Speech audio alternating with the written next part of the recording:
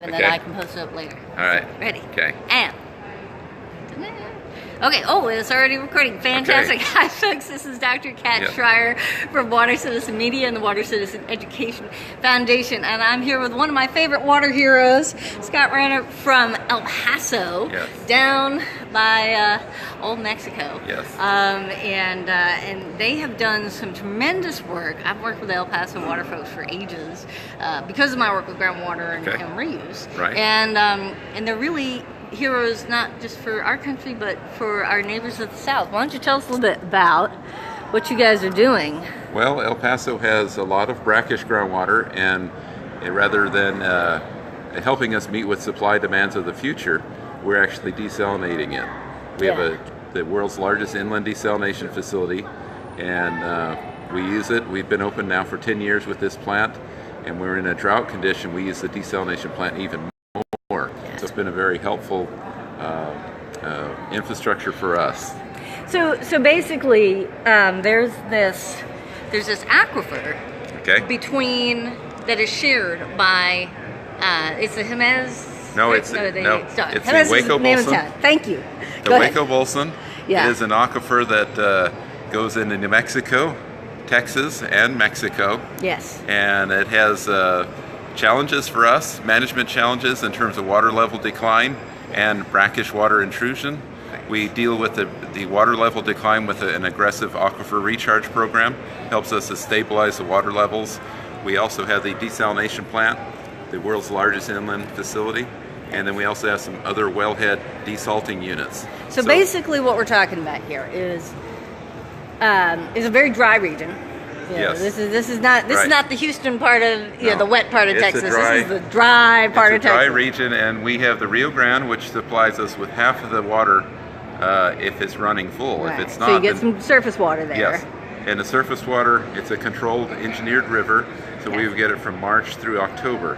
Yeah. Okay. If it's a dry year, like we're expecting for next year, we'll get water for maybe June and July. Yeah. The rest of the time we are very reliant on our groundwater. Yep. So right now we are drilling wells in this drought scenario to get us ready for pumping even more and more groundwater. Yeah. So basically, and this is where I start working with them, is they've got a lot of wells, they're increasing demand, and wells on both sides of the border, right? Yes. Yes. So yes, not only are you guys pumping. Yes, whereas Mexico, just on the other side of the river, they're pumping the groundwater from the Hueco Bolson. It's a shared aquifer. Right. The aquifer doesn't end at the international line. It goes Aquifers across. Don't know anything about boundaries. So we're pumping it, and they're pumping it.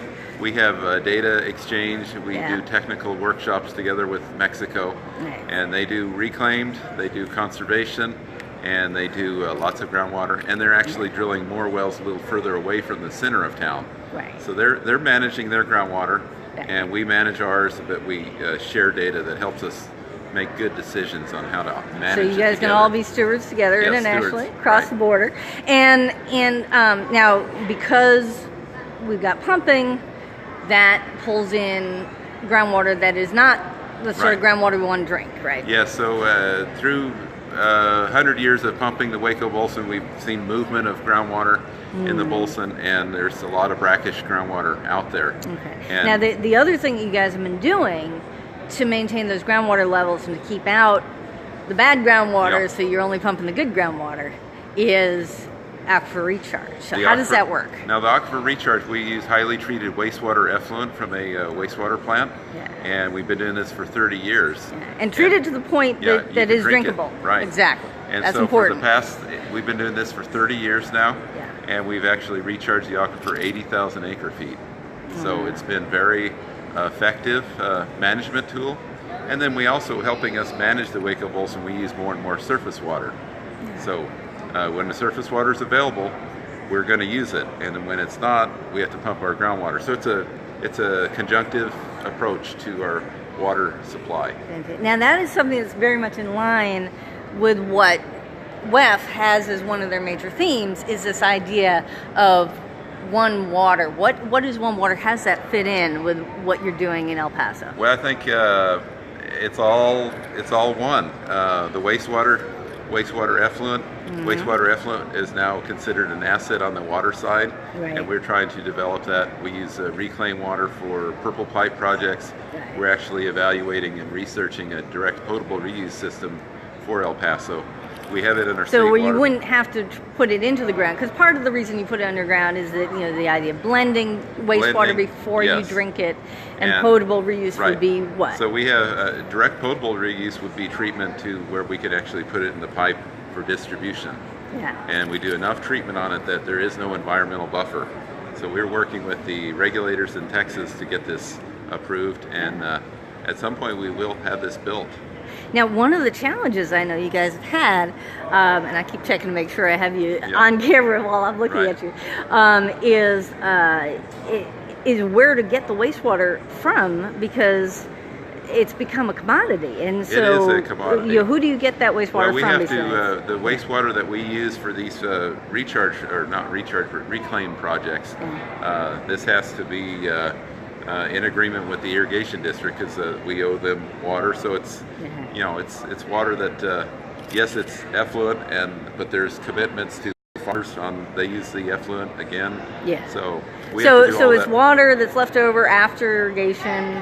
It's water that's left over. You work with industries that have water left over after their processes, and washing water and that sort of thing. It's a return flow from farmers. It's wastewater.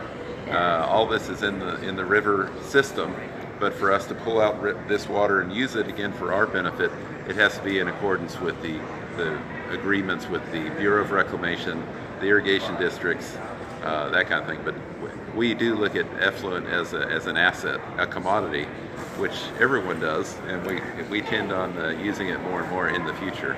We were talking this morning after the opening session. We heard from Kevin Brown talking about the hero effect, and especially about water leaders as heroes. And we talked about his presentation and how effective he was at his presentation. What does it take for water leaders to better tell their hero story? I think people have to understand the value of water. It's very important, but roads, they get attention, buildings get attention, but water has to always be there. And the minute that it's not, people start complaining. So we want to, as a water hero, make this water always available, always reliable, at an affordable price. Fantastic. Well, thank you so much, Scott. Thank you. And this is Dr. Kat Schreier here at WEFTEC 2018 in New Orleans. And this has been another Water Hero story. Thanks. Very good. All right.